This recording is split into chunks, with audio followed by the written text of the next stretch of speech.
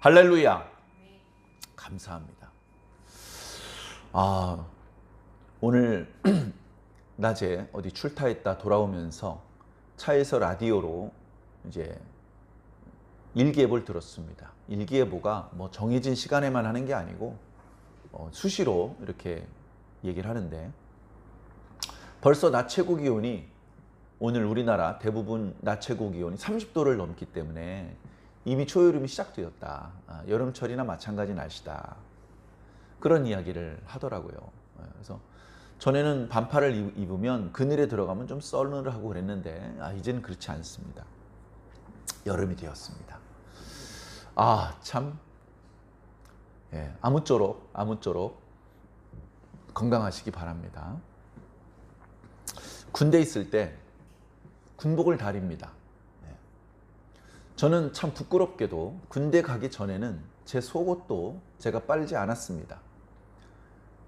그때는 아직 세탁기가 충분히 보급되지 않았을 때입니다. 그래서 이제 저희 집이 제 어렸을 때 기억으로 그래도 다른 집보다는 세탁기를 조금 빨리 들여놓은 편이었습니다. 세탁기가 어떻게 생겼냐면, 세탁하는 통이 있고요, 그 옆에 탈수하는 통이 따로 있었습니다. 그런 형태로 된 세탁기가 잘 없는데, 그런 이제 형태로 된 세탁기를 들여놓으셨습니다. 그래가지고 이제 세탁을 하는데, 어머니가 세탁을 해보니까 이게 깨끗하게 안 지워진다는 거예요, 때가. 그래, 헹구는 것도 뭔가 좀 찝찝하고. 그래가지고 이제 어떻게 하냐면 손빨래를 또 하십니다. 이게 요즘 세탁기가 없는 시대를 한번 생각해 보십시오.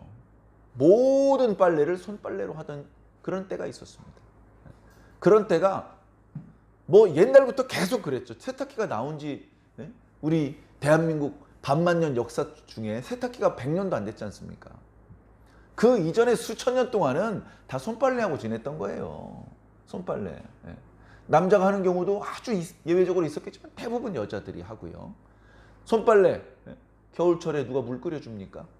찬물에, 개울에 나가서 얼음을 깨가면서 세탁을 했었습니다. 참, 그 고생이 이루 말로 다 할 수 없는 고생인데, 그래서 가전제품 중에서 가장 효도하는 가전제품이 역시 세탁기가 아닌가, 그런 생각을 저는 해본 적이 있습니다. 그래, 애벌 빨래를 어머니가 손으로 1차 빨래를 하고, 그 다음에 이제 세탁기에 넣어서 한번 세탁을 하고, 또 헹굼을 할 땐 또 여러 번 하시는 것 같아요. 그 탈수를 하고.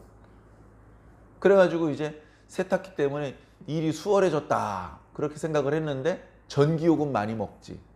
그 다음에 이거 뭐 애벌 빨래 하느라고 힘들지. 그 이쪽 통에 넣었다 이쪽 통에 넣었다가 잘 때가 지워졌는지 잘 헹궈졌는지 냄새도 맡아보고.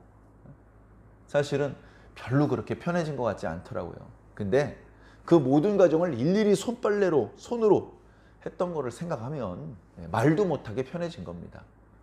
거기다 대고 오늘날 세탁기, 거기다 요즘에 건조기를 이제 가정마다 구비를 하고 있는 그런 가정도 많이 있는데, 너무너무나 편리해졌죠. 이제 그렇게 편하게 어머니 고생한 줄도 모르고 양말도 뒤집어서 막 던져놓고 그랬던 제가 군대를 가서 제 양말도 제가 빨고 제 빤스도 제가 빨아야 했습니다.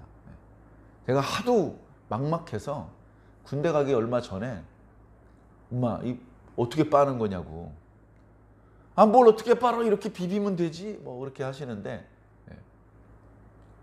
제가 어쨌든 거기서 어깨너머로 배워서 수건도 빨고 메리아스 팬티, 양말 다 빨았습니다. 근데 가니까 속옷도 여러 벌 주고 양말도 여러 켤레 주고 거기다 빨래 비누도 줍니다. 그래서 이제 그걸로 훈련소에서도요 다 세탁을 하고 건조를 시키고 다 그렇게 옷 땀 냄새 나지 않게 그렇게 해서 관리해서 입습니다. 그렇게 안 하면 또 이제 규율 위반이 돼가지고 야단 맞습니다. 그렇게 시작된 저의 빨래 인생. 그 다음에 여러분, 옷을 다립니까? 집에서 어머니가 다리미가 있어요. 다리미도 좋은 다리미가 있습니다. 근데 잘 안 다려요. 다리미를 집에서 쓸 일이 별로 없어요. 근데 이제 군대 가면 훈련소에서는 물론 옷을 다릴 정도는 아닙니다만 이제 자대를 배치하고 나면 다들 옷을 단정하게 입고 있는데 혼자 뭐 이렇게 다림질도 되어 있지 않은 쭈글쭈글한 옷을 아무리 세탁을 해서 냄새는 안 난다고 하지만 그렇게 입고 다닐 수가 없잖아요. 그래서 이제 군대에서 다림질을 배웠습니다. 저는 뭐든지 빨리 배우잖아요. 그래서 다림질 하는 거를 물론 이제 처음에 배울 때 난도 맞고 뭐 했는데 그 어떻게 하면 되는지 어떤 핵심 요령 그런 것들을 빨리빨리 이렇게 캐치를 해서 완벽하지는 않았지만 다림질도 이제 잘하게 되었습니다. 근데 이제 군대에서 군복을 다리는 일이 이게 참 번거롭고 힘든 일입니다. 귀찮은 일입니다. 자, 그러니까 이제 어떻게 하냐면요.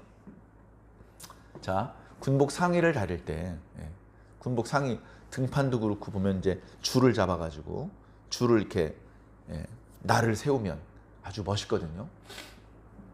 그렇게 이제 옷을 다리는데 여름철에는 팔을 안 다려요. 팔을 안 다려. 팔 부분도 원래 다려야 된단 말이에요. 팔을 안 다려. 아니 팔을 안 다리면 어떡합니까? 그랬더니 야 여름철엔 걷잖아. 여름철에는 두 번 팔을 딱 걸어서 반소매를 만들거든요. 어차피 걷기 때문에 여기 다림질한 것도 어차피 안 보여요. 그러니까 안 그래도 다림질하는 거 힘든데 팔 부분을 뭐하러 다리냐. 그래가지고 이제 잘 안 다립니다. 그 다음에 겨울철이 되면 평소에 입었던 군복 상의, 하의 그 위에 야전상의라는 걸 하나 더 입습니다. 야전상의라는 거 하나 더 입어요. 그러니까 어떻게 합니까? 군복 상의는 안 다려요. 세탁만 해. 세탁만 해도 잘 말리면 아주 형편없이 쭈글거리진 않거든요. 그 날이 칼같이 살아나진 않지만 별로 그걸 벗을 일이 없으니까 그 안에 입는 상의는 안 입어요. 그 다림질을 하지 않습니다. 그러다가 이걸 벗을 때가 되면 이제 다 들통나죠. 상의를 하의 속에 집어 넣어야 되는데 그냥 꺼내 있거든요. 편하게. 그 다음에 다림질도 안 되어 있고 그게 이제 다 이제 노출이 되는 겁니다. 근데 그 바깥에 야전 상의를 벗지만 않으면 그런 게 안 보이니까 그래서 이제 안 다리는 거예요. 군복 다리는 게 여간 번거롭고 힘든 일이야. 시간도 많이 걸리고. 자, 갑자기 이제 그 생각이 났습니다. 어차피 안 보이니까 안 다린다는 거예요. 벗어놓으면 보이는 겁니다. 제가 왜 이 말씀을 드리냐 하면 예수님께서 하셨던 말씀에 외식하지 말라고 하셨거든요. 외식하지 마. 그러니까 기도해요. 기도하는데 소매가 긴 옷을 입고 이렇게 손을 들고 기도를 합니다. 그것도 사람들이 많은 광장이나 시장에서 소매가 긴 옷을 입고 손을 이렇게 들고 혼자서 엄청나게 거룩한 것처럼 그 기도는 하나님 들으라고 하는 기도가 아니고 그 길거리 지나다니는 사람 들으라고 하는 기도예요. 여러분 그냥 가지 말고 저 좀 봐주세요. 저 이렇게 소매 긴 거 입고 나왔어요. 여러분 제 기도 좀 들어보세요. 저 목소리 좋죠? 저 기도 유창하게 잘하죠? 저 경건한 사람이에요. 저 좀 칭찬해 주세요. 마음속으로. 그 목적으로 이제 기도를 하는 거예요. 그 다음에 어떤 사람이 헌금을 합니다. 연보를 한다 그러죠. 성전에 연보궤가 있습니다.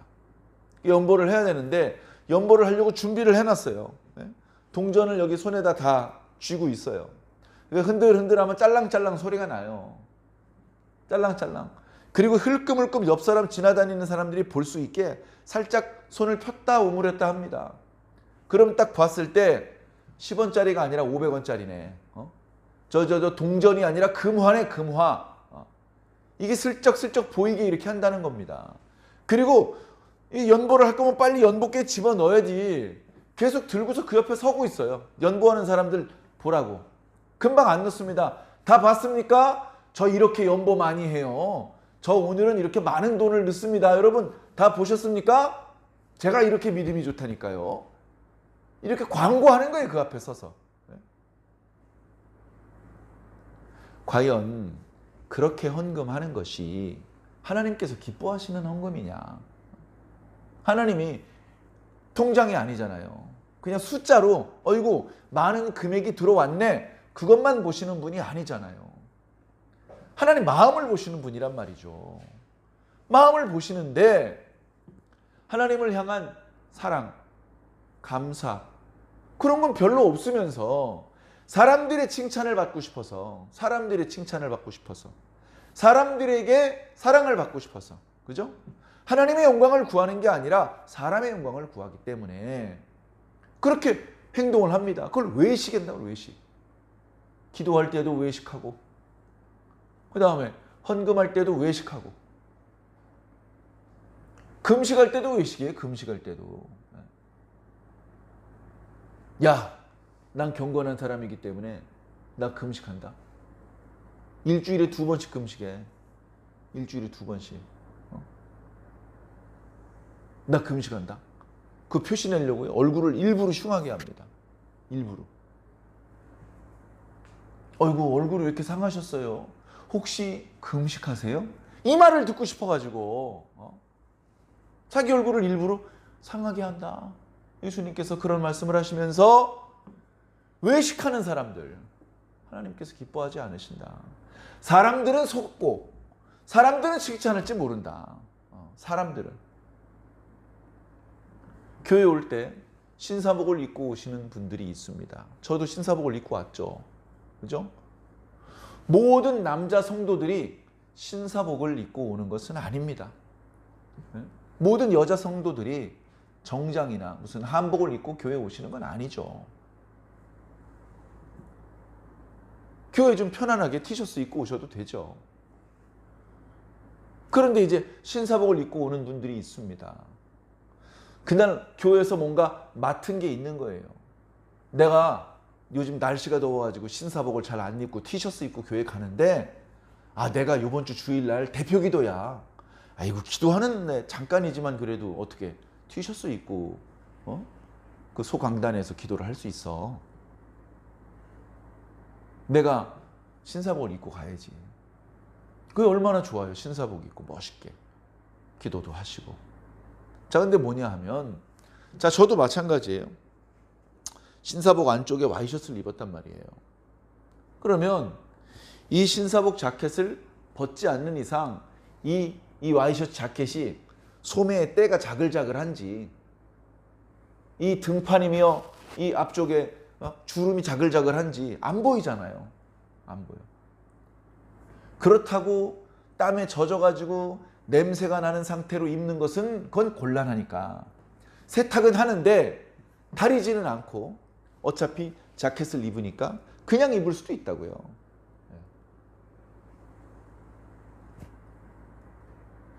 예배 전에 항상 목욕을 하고 속옷도 갈아입고 옵니다마는 그렇게 하지 않고 낮에 작업을 하고 무슨 땀을 흘리고 그 땀에 젖은 속옷을 입은 그대로 그 위에다가 그냥 신사복만 걸치고 딱 올 수 있지 않습니까?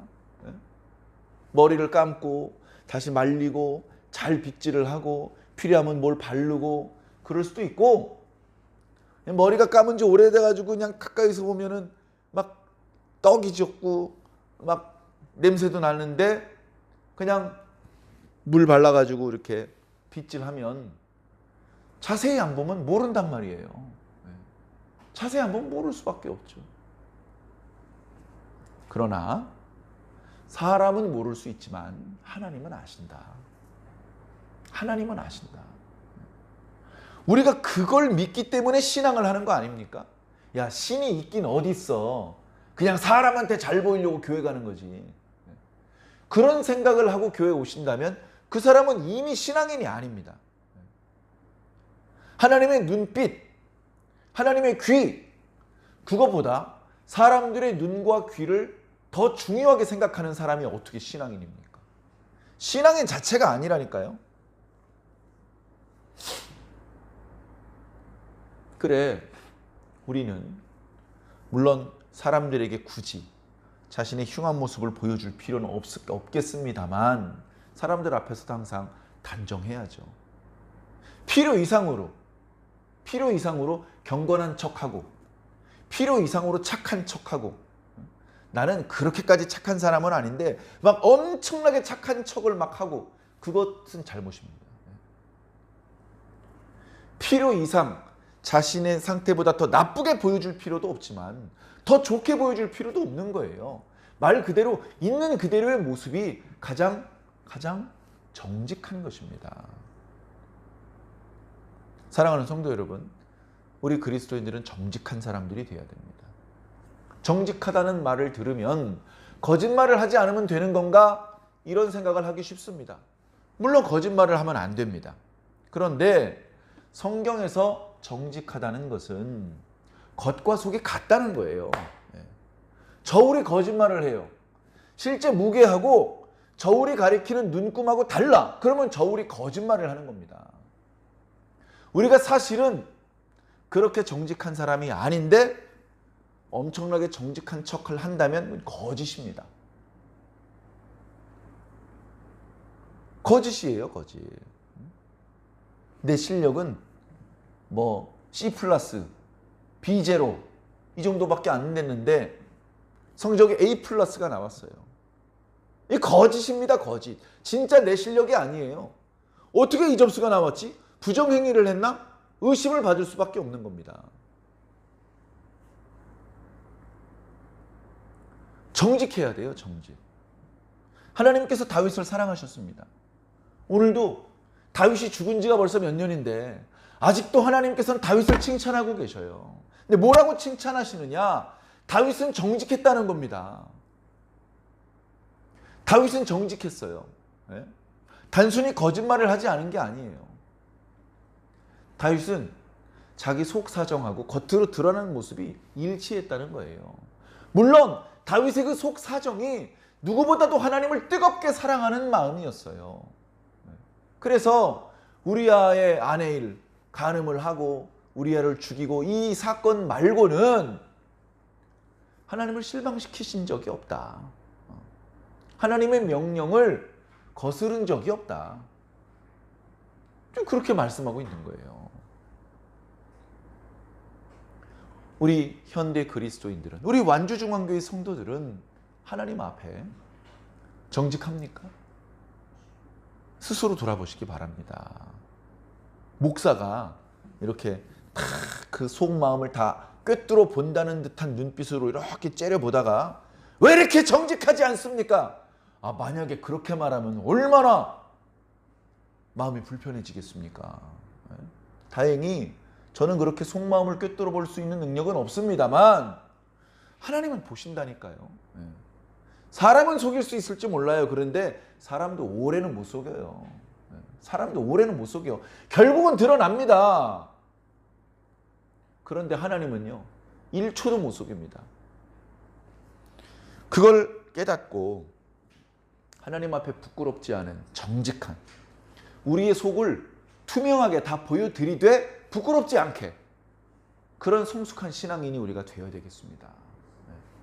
자, 다윗을 하나님께서 사랑하셨지만 다윗도 70살이 되었을 때 죽었어요. 다윗이 아들들이 많이 있었습니다. 다윗 생전에 불미스러운 일도 있었죠. 압살롬이 암논을 죽였습니다. 그리고 압살롬이 반역을 했을 때 그 반역을 평정하는 과정에서 요압 장군이 압살롬을 죽였습니다. 아도니아가 반역을 일으켰어요. 아버지의 뜻과 상관없이 스스로 왕이 되려고 했습니다. 아버지의 핏줄이기 때문에 솔로몬이 왕이 된 이후에 당장 잡아 죽이진 않았지만 그가 나중에 아버지의 후처 아비삭을 요구했을 때 그는 벌을 받을 수밖에 없었어요. 자, 솔로몬이 왕이 됐습니다. 솔로몬은 어쩌면 다윗보다도 더 위대한 왕이 될 수도 있었을 그런 위대한 왕이었습니다. 솔로몬은 어렸을 때부터 지혜로운 왕이었어요. 솔로몬은 어렸을 때부터 하나님께 사랑을 받았던 왕이었어요. 솔로몬이란 이름 자체가 평강의 왕이란 뜻입니다. 선지자를 통해서 하나님께서 여디디아라고 하는 별명을 얻기도 한 그런 솔로몬이었습니다. 어린 나이에 30살도 못 되어서 왕이 되었죠. 그리고 나서 아버지의 명령을 잘 지켰습니다. 아버지의 명령은 크게 두 가지였습니다. 성전을 건축해라. 그리고 하나님의 말씀을 지켜라. 율법을 준행해라. 그러면 형통할 것이다. 둘 다 잘한 거예요. 둘 다. 지혜롭게 나라를 잘 다스렸습니다. 많은 그의 임기 동안에 이 많은 업적을 세울 수 있을까 싶을 정도로 많은 일을 했습니다. 성경엔 뭐 건축공사 일 정도만 많이 한 것처럼 표현되고 있는데 그 밖에도 수없이 많은 군사적인, 외교적인, 학문적인, 문화적인 그런 것들을 많이 펼쳤습니다. 짧은 시간 내에 저 시골 촌구석 같은 이스라엘이 선진국이 되었습니다. 우리 조선시대 때 선교사들이 와보면 한양이요. 도성 주변의 양반집들 요 몇 군데 빼면요. 하수시설도 안 돼 있어가지고 똥냄새가 나고 포장도 안 돼 있어 질퍽거리고 사람들 대부분 초가집에 살면서 제대로 먹지도 못해가지고 삐쩍 말라가지고 얼굴은 새카매가지고 그런 모습이었어요. 그러다가 순식간에 기와집이 들어오고 순식간에 철근 콘크리트 집이 들어오고 순식간에 아파트가 들어오고 갑자기 바뀌는 것이죠.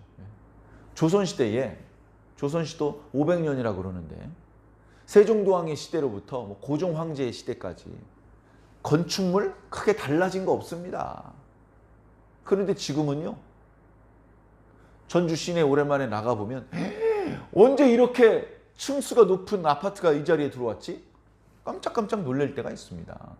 가만히 있어봐. 여기 논바닥이었는데 언제 좌우로 아파트가 꽉 찼네. 길이 이렇게 막히고 전에는 저쪽으로 뭘 저렇게 아스팔트 도로를 뚫어주나 그랬는데 그냥 아파트가 들어오고 복잡해졌습니다. 솔로몬 때 그렇게 이스라엘 나라가 사울왕 40년, 다윗왕 40년, 80년 동안 아무것도 새로 지은 건축이 신축 건물이 없던 시대였는데 솔로몬 시대 때 완전히 나라가 업그레이드가 됐어요.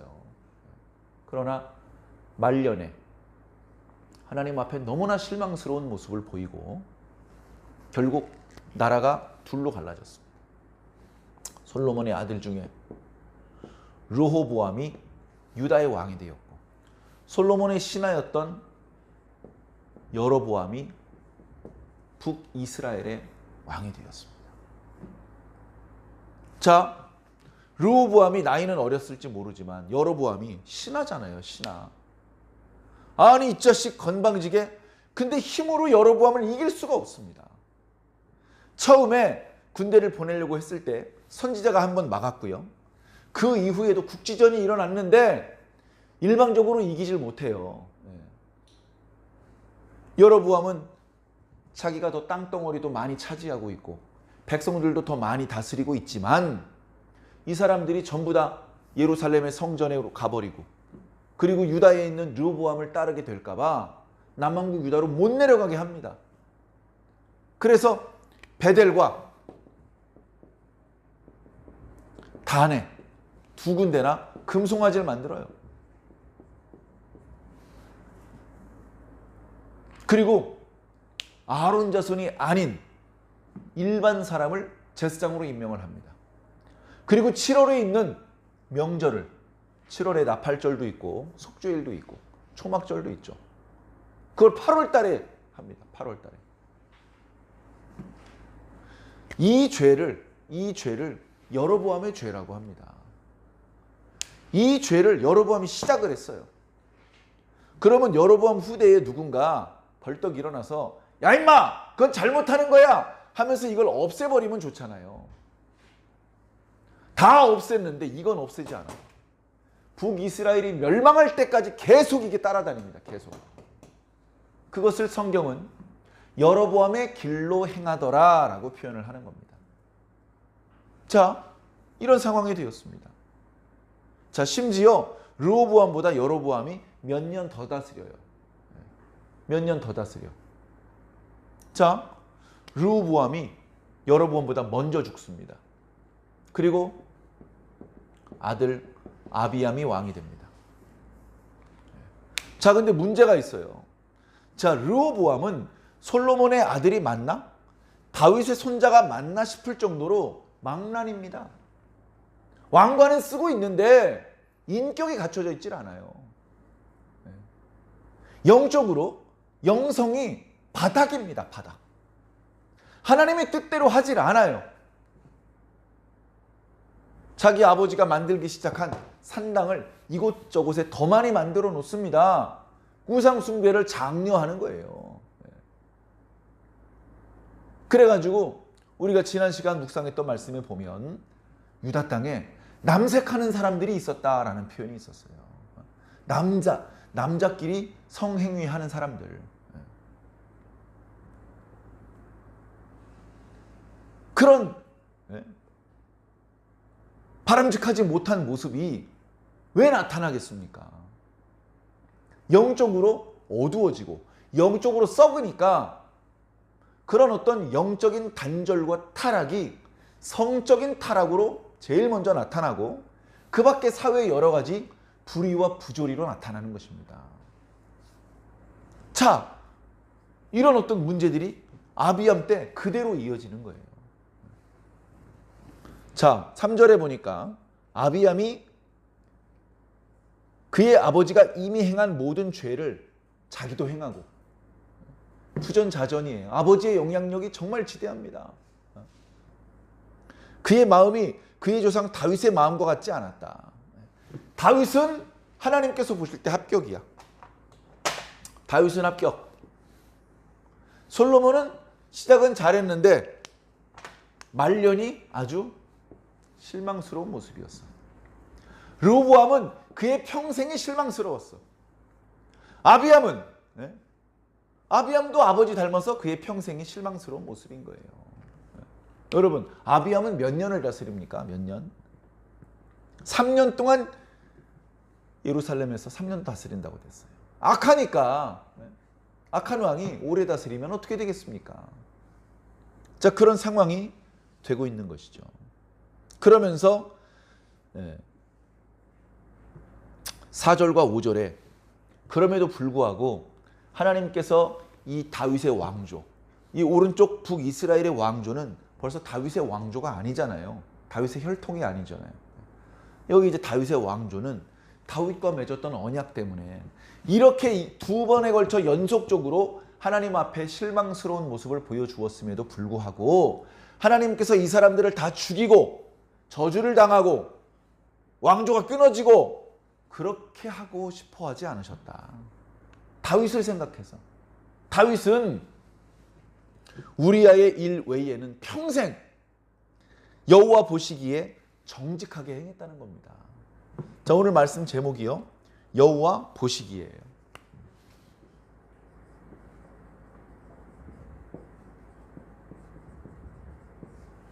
하나님께서 다 보고 계신다는 겁니다. 이 와이셔츠는 다려지지 않았지만 겉에 자켓을 입으니까 안 보이죠? 군복 말씀도 드렸죠? 그 안에 가려져서 안 보이는 게 있는데 그것과 똑같이 우리는 사람도 속이려고 그럽니다. 사람도. 내가 경건하지 않은데 경건한 척 합니다. 정직하지 않은데 정직한 척을 합니다. 지혜롭지 못한데 지혜로운 척을 하는 거예요. 그건 올바르지 않은 겁니다. 사람도 영원히 속일 수는 없어요. 그런데 잠깐은 속일 수 있습니다. 그런데 하나님을 속일 수 있겠냐고요. 하나님께서 다 보고 계신다. 다. 하나님께서 봤더니 다윗은 정직하더라. 이게 하나님의 평가고 성경의 평가입니다. 다윗이 죽었습니다. 다윗이 죽은 지 꽤 오래됐어요. 근데 뭐라고 말씀하십니까? 다윗은 여호와 보시기에 정직하게 행하고 자기에게 명령하신 모든 일을 어기지 아니하였습니다. 이런 평가를 들어야 되는 거예요. 자, 이 둘 사이에 전쟁이 계속 있습니다. 전쟁이. 그러더니 아비암하고 여로보암 사이에도 전쟁이 있는 거예요. 원래 이렇게 같은 이스라엘 민족끼리 싸우지 말라고 그러셨는데 전쟁이 있는 겁니다. 왜 전쟁이 있습니까? 지혜롭지도 못하고 하나님을 온전히 신뢰하지도 못하기 때문에 그렇습니다. 결국 그는 죽었습니다. 말씀에 보면 유대 왕의 역대 지략 또는 이스라엘 왕의 역대 지략이라는 표현이 있습니다. 그런데 그런 문서는 오늘날까지 전해지지는 않고 있습니다. 자, 그래서 그에 대해서 더 자세한 시시콜콜한 얘기는 적지 않겠다. 적지 않겠다. 그래, 열왕기상은 모든 이야기를 다 말씀해 주시는 책이 아닙니다. 성경 전체가 그렇죠. 물론 이제 열왕기상 말씀은 역대상 말씀과 함께 읽으면 이 성경에 자세히 기록되어 있지 않은 부분이 저쪽에는 자세히 기록되어 있기 때문에 내용을 서로 보완해서 좀 더 풍성하게 내용을 알 수 있겠습니다만은 저도 굳이 열왕기 역대기에 있는 말씀을 인용해서 우리가 역사 옛날 이야기 공부하는 시간이 아니기 때문에 그렇게는 하지 않겠습니다. 자, 그렇게 했는데 자, 아비암이 죽으니까 이제 그의 아들 아사가 왕이 되었습니다. 자, 미리 말씀드리면요. 아사는요. 처음에 하나님께서 기뻐하셨어요. 처음에 자, 뭐라고 말씀하신 보면 알잖아요. 11절에 아사가 그의 조상 다윗과 같이 여호와 보시기에 정직하게 행하였다. 죄가 없이 살았다는 뜻이 아닙니다. 정직하다는 것은 하나님 앞에 숨김없이 살았다. 부끄럽지 않게 살았다. 아마 물론 거짓말도 안 했을 겁니다. 우리가 알고 있는 그런 하면 안 되는 여러 가지 잘못된 행동들, 죄 없이 사람을 때리고 죽이고 거짓말하고 빼앗고 또는 술과 또는 어떤 쾌락을 추구하고 그렇게 살지 않았을 겁니다. 하나님 앞에 경건하게 사는 거예요. 자, 하나님과 영적인 관계가 회복되니까요. 12절에 성적인 타락의 문제가 해결되기 시작을 합니다. 전에는 영적으로 단절되니까 성적인 타락, 영적인 타락이 성적인 타락으로 이어졌다고 말씀드렸는데 영적인 회복이 성적인 문제들이 회복되는 모양으로 나타납니다. 12절에 남색하는 자들을 그 땅에서 쫓아내고 조상들이 지은 우상들을 없앴다. 뒤에 보면 심지어 자기 친어머니인데 나무로 아세라상 조각을 만들어 놨어요. 그건 명백히 율법 위반이잖아요. 명백히 율법 위반이잖아요. 제1계명 나 외에 다른 신을 네 앞에 두지 마라. 제2계명 우상을 만들지 마라. 이거 어겼잖아요. 헌법 1조 2조 어기고 살아남길 바랍니까? 태후의 자귀를 폐하는 겁니다. 태후로서 존경받았고 대접받았고 감옥에 갇히지만 않았지 평민이나 마찬가지로 신분이 강등되는 거예요. 영적인 회복이 있으니까 올바른 가치관을 가지고 있고 하나님께서 무엇을 원하시는지 알고 있다 보니까 나라가 다시 기강이 서고 건강을 회복하는 겁니다. 그런데 안타까운 건 뭐죠? 아사 말년은 실망스러운 모습이에요. 자, 북이스라엘에 그 사이에 정변이 일어났습니다. 자, 여로보암이 죽고 여로보암의 아들 나답이 왕이 되었죠. 그런데 나답을 죽이고 바하사가 북이스라엘의 왕이 됐습니다. 바하사가. 그래가지고서는요 유다를 압박을 해요. 라마라고 하는 곳은 본래 이제 사무엘 선지자의 고향입니다. 그런데 거기에 군사 기지를 이렇게 만듭니다. 요새를 만드는 것이죠. 그리고 모든 병력과 군수 물자를 거기다 다 쌓아놓습니다. 그럼 이제 곧 남왕국 유다와 큰 전쟁을 벌이겠다는 뜻이고 그렇게 가까운 곳에 군수 지원 시설이 있으면 그런 상대방과 싸워서 이기기가 어렵거든요. 자, 이때 아사가 보여준 모습은 상당히 실망스러운 모습인데, 아사는 얼마 전까지는 성전에 금과 은과 그릇을 예물로 바치기도 했었는데, 다시 왕궁과 성전이 있는 보물을 닥닥 긁어 모으더니 저 북쪽에 아람 왕에게 예물로 보냅니다. 그러면서 말하기를, 당신 아버지하고 우리 아버지하고 참 친분이 좋으셨는데 당신하고 나하고도 친분이 좋아지지 않을 필요가 뭐가 있습니까? 내가 예물을 보내오니 이 북이스라엘과의 약조를 깨고 북이스라엘 뒤통수를 좀 공격해 주십시오. 그 북이스라엘 뒤통수를 공격했습니다. 납달리 땅을 공격했어요. 그 결국 하나님께서 주신 땅이 점점 축소되는 거예요. 축소. 거기 살고 있는 이스라엘 사람들 가지고 있는 거 다 약탈당하고, 이제 아람 왕에게 세금 바쳐야 되고, 아람 문화가 들어와 가지고 영적으로 어떤 순결을 잃어버리는, 군사적으로 영토를 빼앗긴 정도의 문제가 아닌 거예요.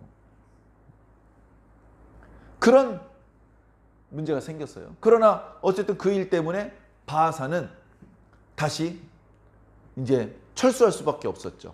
라마의 군사 요새를 만들려고 막 공사를 하고 있었는데 건축 자재만 옆에 쌓아놓고 그냥 철수할 수밖에 없었습니다. 야, 왜 아람 왕이 우리를 공격한 거야?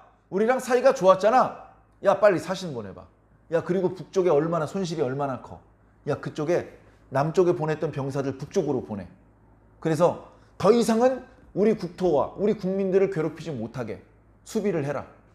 이제 그걸 지휘해야 되니까 왕궁으로 돌아갈 수밖에 없는 것이죠.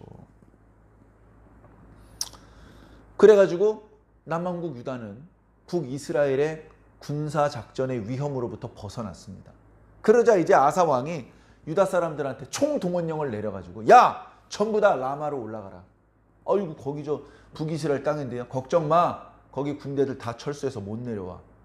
가가지고 거기 라마성을 건축하기 위해서 쌓아놓았던 건축 자재들 다 가지고 내려와. 그래가지고 베냐민 지역에 오히려 북쪽, 북이스라엘이 공격해 내려올 경우에 수비를 할 수 있는 요새들을 만드는 데 썼다. 그리고 그는 말년에 발병이 걸렸다. 발에 병이 났다. 여러분, 발에 병이 났으니까 뭐 별거 아니고 뭐 관절염 정도, 무좀 정도 생각할지 모르겠지만 발에 병 나면 옛날에 죽었습니다. 발에 병 나면 죽는 게 과거 의술의 수준이었어요. 침상에서 자다가 떨어지면 잘못하면 죽는 겁니다. 아사왕의 말년에 발에 병이 난 것이 우연이겠습니까? 역시 이렇게 하나님께 실망스러운 모습을 말년에 계속 보여주기 때문에 하나님께서 편안하게 늙어 죽게 하지 않으시고 결국 하나님께서 사인을 보내시는 거예요. 그렇게 살면 곱게 못 죽어. 그래가지고 아사가 죽고 이제 다른 왕이 또 유다의 왕으로 세워집니다. 이제 그건 이제 저 뒤에 이야기니까 나중에 이제 나타나고요. 자, 여기 북이스라엘 이야기가 나옵니다. 여로보암이 이제 죽어가지고 나답이 왕이 됐는데 나답은 2년밖에 못 다스립니다. 정상적으로 다스린 게 아니라 반역 때문에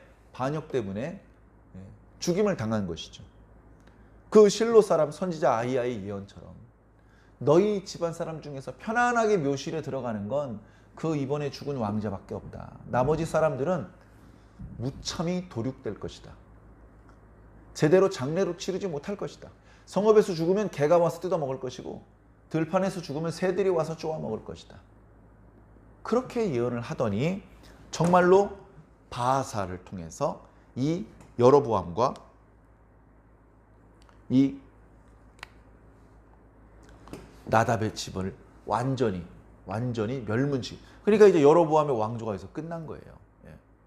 여긴 계속 다윗의 왕조가 이어지고 있는데 여긴 끝난 겁니다. 자, 똑같이 악한 행동을 저질렀지만 여기서 끝나지 않아요. 계속 이어집니다. 여기서는 끝나는 거예요. 자, 바하사가 군 지휘관 출신으로서 반역에 성공을 했어요. 북이스라엘 국민들의 지지를 얻어냈습니다. 야, 여로보암가 잘할 줄 알았더니 형편없더라. 너무나 여로보암 때문에 나라가 위태로운 적이 한두 번이 아니었어. 불만이 많았습니다. 그래서 바하사가 반역을 저질렀을 때, 바하사여, 우리가 당신을 우리의 왕으로 인정할 테니 당신은 제발 좀 여로보암처럼 어리석은 짓 좀 하지 말고 우리 북이스라엘을 강력하고 풍요롭고 평안한 나라로 만들어 주시오. 그렇게 한 겁니다. 그런데 그게 되나요? 안 되죠. 아사와 바하사 사이에 계속해서 전쟁이 있습니다. 남왕국 유다와 북왕국 이스라엘 사이에 편안하게 지내질 못해요. 이거 하나님 뜻이 아니거든요. 우리나라도 지금 안타깝게도 남북으로 대치가 되어서 나라가 반토막, 허리가 끊어져 있는 상태죠. 가보면 우리 뭐 가까이 갈 수도 없습니다만 철조망이 겹겹이 철조망이 되어 있습니다. 노후된 철조망은 새로 시설을 하기도 하고, 예전에 지뢰가 설치되어 있었어요. 그게 벌써 몇십 년이 지났습니다. 그런데 새로 설치하는 지뢰도 있어요. 못 지나다니게 하는 거, 못 지나다니게.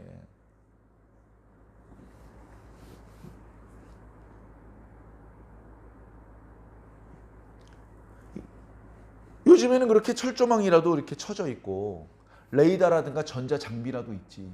과거엔 그런 게 없으니까 북이스라엘과 남왕국 사이에 몰래 산길로 넘어가면 아무도 막을 수가 없는 거예요. 그러던 시절이었습니다. 그러다 보니까 자꾸 다툼이 일어나는 거예요. 싸울 일이 아닌데 잠깐 뭐 실수로 넘어갔는데 그게 오해가 돼가지고 그것 때문에 또 확 싸움이 벌어지고 많은 사람이 다치거나 죽고 이런 일들이 벌어졌던 거예요. 자, 바하사가 여로보암 왕조를 무너뜨렸는데 결국은 뭐죠? 베델과 단의 금송아지, 저 우상 숭배 문화는 깨트리지 않은 거예요. 그냥 똑같이 가는 겁니다. 그래서 맨 마지막에 그렇게 말씀하고 있지 않습니까? 바하사가 여호와 보시기에, 다 보고 계신다니까요. 악을 행하되 여로보암의 길로 행하여 그가 이스라엘에게 범하게 한 그 죄 중에 행하였더라. 하나님께서 다 보고 계십니다. 다윗도 보고 계시고 솔로몬도 보고 계시고 르호보암, 아비암, 아사 다 보고 계십니다. 여로보암, 나답, 바하사 다 보고 계신 거예요. 그런데 어떤 사람은 하나님께서 보시니까 정직하더라. 다윗이 정직하다는 말을 들었고요. 아사가 처음에는 정직하다는 말을 들었습니다. 그리고 그 나머지 르호보암, 아비암, 여로보암, 나답, 하사 전부 다 여호와 보시기에 악하다라는 말을 들은 거예요. 과거 이스라엘 백성들의 시대에 하나님께서 이렇게 왕들을 보고 계셨는데 오늘 우리들은 안 보실까요? 오늘 우리들은 안 보실까요? 이 멋진 신사복 안에, 이 안에 쭈글쭈글한 와이셔츠를 입고 있고 그 안에 땀으로 젖어있는 메리아스를 입고 있고 그 안에 손가락으로 이렇게 밀면 때가 밀리는 더러운 몸뚱아리가 있고 그 속에는 더 지독한 냄새를 풍기는 우리들의 마음이 있다는 것을 하나님께서 안 보실까요? 못 보실까요? 다 보신단 말입니다. 하나님께서 우리를 다 보고 계신다고요. 그걸 우리는 너무나 자주 잊어버려요. 하나님께서 보신다고 하면 부끄러운 줄 알아야죠. 부끄러운 줄. 아이고 창피해. 내가 목사인데 내가 이게 뭐야. 아이고 창피해. 내가 집사인데 이게 무슨 집사야.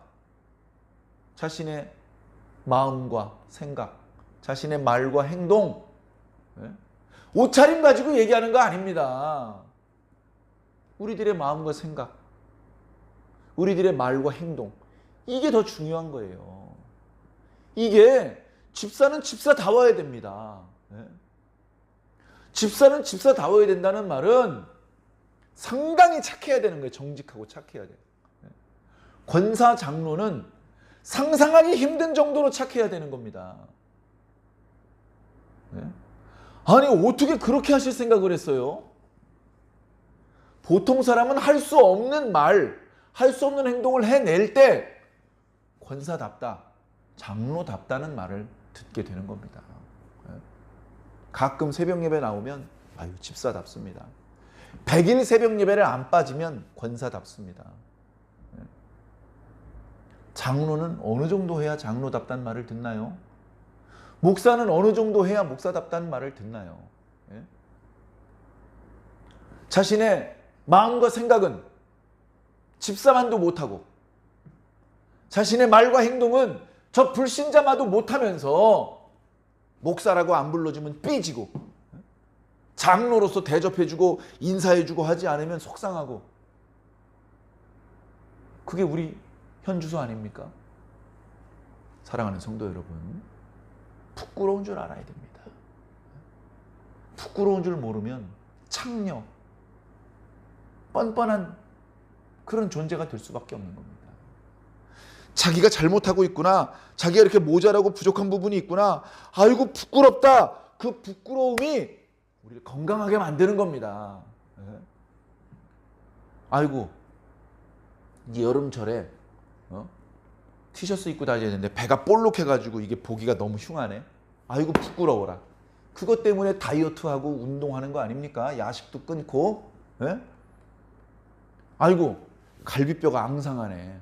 예? 이거 팔굽혀펴기도 하고 턱걸이도 좀 하고 운동을 좀 해야 되겠네. 부끄러움을 느끼니까. 예? 어디 가서 친구들이랑 얘기를 했는데 자기 학문이 부족해. 예? 학창시절 영어 수학은 좀 못했지만 일반 상식까지 부족하면 안 되잖아요. 예? 그래서 신문도 보고 도서관에서 책도 빌려다 보는 거 아닙니까? 위에는 양복에 와이셔츠에 넥타이까지 갖췄는데 밑에는 반바지야. 그럼 창피한 걸 느끼고서 얼른 뛰어 들어가서 위에 정장에 어울리는 바지를 입고 구두를 신고 나오게 되는 거 아닙니까? 부끄러움을 느끼지 못하는 성도는 발전이 없습니다. 강단에서 왜 기도 안 하십니까? 라는 말을 들었을 때 부끄러움이 느껴지지 않으면 사람입니까? 죽어있는 사람은요 바지를 벗고 있어도 부끄러운 줄 몰라요. 죽어있으니까. 죽어있는데 뭐가 부끄럽습니까? 근데 산 사람은 좀 부끄러워해야 되잖아요. 산 사람은. 제가 과거에 전에 섬기던 교회에서 성가대 담당 목회자를 한 적이 있는데 저희 성가대에 가장 나이 많은 권사님이 성가대원을 하셨어요. 그 나이에 아직도 성가대원 소프라노로 아주 멋쟁이 권사님이었어요. 근데 이제 그 권사님이 입원을 했어요. 얼마나 마음이 안 좋습니까? 그래가지고 이제 수술인지 시술인지 잘 받으셨고 회복 중이라고 해서 이제 문병을 가려고 했습니다. 담당 목회자가 문병을 안 가면 누가 갑니까? 가서 위로도 해드리고 기도도 해드리고 그러려고 했는데 가지 말라는 거예요. 옆에서 목사님 그렇게 걱정하실 정도로 막 위중하신 거 아니니까 가지 마세요. 아니 무슨 말씀이냐고 가자고 같이 갑시다. 그랬더니 설명이 그런 거예요. 그 권사님 멋쟁이 권사님이잖아요. 항상 얼굴 하얗게 그다음에 입술도 빨갛게 머리 항상 멋쟁이 안경도요. 안경테가 보통 사람은 감당할 수 없는 진짜 멋있는 그런 안경테를 하셨던 걸로 기억이 납니다. 그 권사님 나이가 많이 먹었지만 여자분이라 목사님에게 화장 안 한 얼굴 보여주고 싶지 않고 단정하게 꾸며져 있는 그런 모습 말고 병원에서 뭔가 이렇게 좀 헐렁한 모습 보여주고 싶지 않으실 거예요. 목사님 오시면 아이고 그런 거 보여줬다고 부끄러워하실 거예요. 아주 위중한 병이 아니니까 그냥 전화로 너무 걱정하지 말고 기도하고 있으니까 안심하라고 그렇게만 말씀을 하시라고 그렇게 그랬던 기억이 납니다. 부끄러운 줄 아는 사람은요 희망이 있는 사람이에요. 지금 내가 죽을지도 몰라. 암 4기래. 목사님 빨리 오시라고 해. 지금 화장 안 한 게 문제야? 암 4기래. 빨리 목사님 오시라고 해. 목사님 살려주세요. 기도 좀 해주세요. 그때는 위험한 순간이에요. 그때는 부끄러운 걸 생각할 수 없는 순간이에요. 우리가 그 정도입니까? 지금 부끄러움을 생각할 수 없는 지경입니까? 그렇게 다 죽어간 껍데기만 있는 시체입니까? 잠자리가요, 탈피하고 나면요, 껍데기가 남아요. 우리가 다 그 껍데기들입니까, 지금? 부끄러운 줄 알아야 돼요, 부끄러운 줄. 강단에서 이런 말씀 자주 드리지 못합니다. 오늘 마침 여호와께서 보시기에란 말씀, 오늘 본문에만 대여섯 번 나오잖아요. 여러분 느끼시잖아요. 그러면 하나님께서 나도 보고 계시겠구나. 그걸 마음속으로 느껴야죠. 아이고 이거 하나님 보시면 안 되는데, 부끄러워라. 부끄러움을 느껴야 됩니다. 그래서 하나님께서 기회를 주실 때, 사실 여로보암에게 기회를 주셨잖아요. 유다로부터 한 선지자가 왔었잖아요. 징조도 보여주셨잖아요. 손도 이렇게 뻣뻣하게 굳어졌었잖아요. 그만두라는 말이잖아요. 베델과 단의 금송아지 그거 다 없애버리라는 말이잖아요. 기회를 주셨는데 부끄러운 줄 모르고 말을 듣지 않으니까 결국 재앙을 당할 수밖에 없는 겁니다. 부끄러움을 느낄 수 있는 기회가 있을 때 그때 바로 잡아야 되는 거예요. 야 임마 너 바지 벗겨졌어. 그래? 남대문 열렸어. 그래? 알려줄 때 그 순간 잠깐 부끄럽지만 빨리 바로 잡으면 괜찮습니다. 웃고 넘길 수 있어요. 그런데 계속 뭐 어쩌다고 이러고 다니면 더 큰 망신을 당하게 되는 것입니다. 사랑하는 성도 여러분, 하나님께서 다 보고 계십니다. 하나님 두려운 줄 아시고 하나님 앞에 그 모자란 모습이 드러나는 것을 부끄럽게 여기시고 스스로를 돌아보시고 그 부족한 부분, 부끄러운 부분을 그걸 빨리 바로 잡으십시오. 더럽다면 빨리 닦아내시고 깨끗하게 하셔야 될 것이고 약한 부분 빨리 힘을 길러서 강하게 만드셔야 될 것입니다. 우리가 하나님 앞에 부끄럽지 않은 모습으로 반듯하게 서기 위해서 우리는 어쩌면 날마다 노력해야 되는지도 모릅니다. 사랑하는 성도 여러분, 양치질하는 것처럼 아침에 분명히 깨끗하게 양치질 했는데 저녁에 또 입에서 냄새가 날 수 있잖아요. 저녁에 또 양치질 하고 자야 됩니다. 그것도 게을리하면요 또 치과에 가야 되는 거예요. 이제 치과에 가서 의사 선생님 앞에 입을 벌릴 때 입에서 구린내 나면 안 되니까 치과 가기 전에 항상 또 양치질 하죠. 그래도 뭐 어쩝니까? 다 썩은 거 보여줘야 되는데 창피하지 않습니까? 돈도 들고요. 치료 과정에서 얼마나 고통스럽습니까? 그러니까 미리미리 양치질 해야 됩니다. 목사님께서 기도가 우리가 부족한 것 같습니다. 우리 좀 더 분발합시다. 이렇게 좋게 얘기하면 막 야단치지 않고 부드럽게 얘기해 주시면 고마운 줄 알고 여기 우리 성도 중에 기도가 부족한 거 나밖에 없는데 나 콕 집어서 우리 홍길동 집사님 기도가 부족한데 기도 좀 하세요. 이렇게 하지 않으시고 우리 성도들 우리 더 기도 열심히 합시다. 이렇게 편안하게 나 부끄럽지 않게 그렇게 얘기를 해주셨으니 감사하다. 열심히 해야지. 그렇게 생각해야지 나 콕 꼬집어서 얘기한 거 아니니까 나한테 한 얘기 아니네 하면서 계속 기도를 안 하면 어떻게 되겠습니까? 베드로도요 기도 안 하니까 예수님 부인하더라고요. 여러분 기도 안 하시고 어떻게 하려고 그러십니까? 기도뿐 아니라 우리 신앙의 전반에 있어서 말씀의 거울 앞에 서서 우리 스스로를 돌아보고 그리고 하나님 앞에 부끄럽지 않은 모습으로 정직한 모습으로 당당하게 설 수 있는 그런 우리가 되어야 되지 않겠습니까? 나름 열심히 하고 계신데 조금만 더 분발해 주시기를 부탁을 드립니다. 더 분발해서 하나님을 기쁘시게 해드리고 하나님께 큰 칭찬과 축복 받으시기를 예수님 이름으로 간절히 축원합니다.